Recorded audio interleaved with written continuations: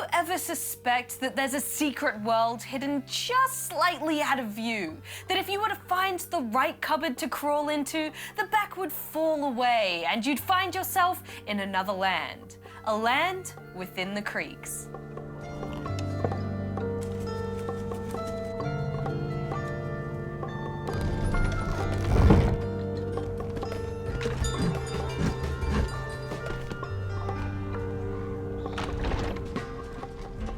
Creaks is a puzzle platformer from the makers of the highly successful Machinarium.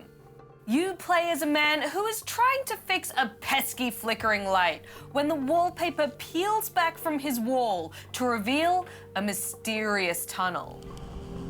I don't know about you, but if a tunnel suddenly appeared in my wall, there is no way I am going anywhere near that thing.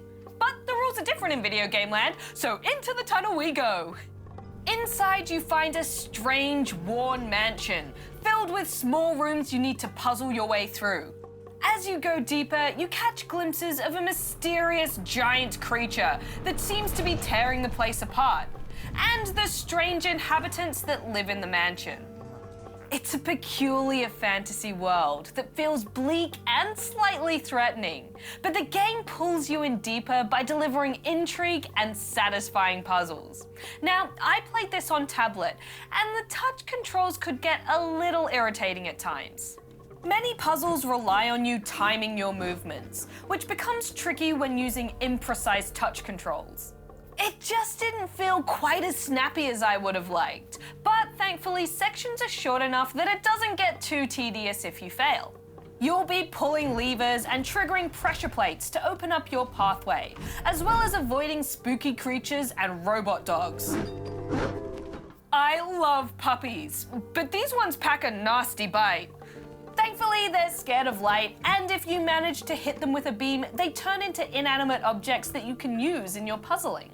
This game does a wonderful job of not over-explaining. It just subtly teaches you how things work by keeping it clear and your goal obvious. In fact, it has my favorite kind of puzzle. The kind where all the tools are at your disposal, you can see them there, you just need to figure out how to use them.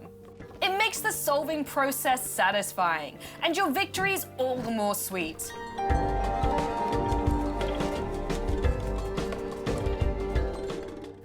I didn't feel compelled to keep trucking forward and gobble the game up quickly. It's not that the puzzles aren't fun, it's just I enjoyed my experience much more when I took it as a slow burn. And I think that's partially because of the quiet, sneaky vibe. It doesn't feel like something to be rushed through, or something joyous and fun that you want to spend hours playing. But breaks are always good in a puzzle game anyway, to refresh the mind.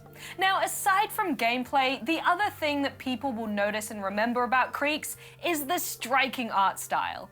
It looks like a cool storybook, with an illustrative style and dark, slightly creepy feel. There are so many rooms I'd walk into and go, "Wowee, isn't this cool?"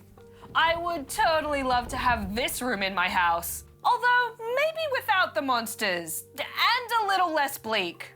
The inky lines and dark, dusty rooms feel sad and cold. It's a stylistic choice that is done beautifully, but the world feels quite joyless, which is probably also why I didn't want to spend long stretches with this. But some things keep it fun, like the interactive paintings peppered throughout the hallways, which are weird.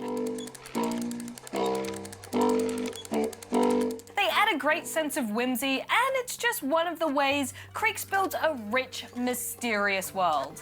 You well and truly feel like there's a whole history and universe here that you're just poking your head into.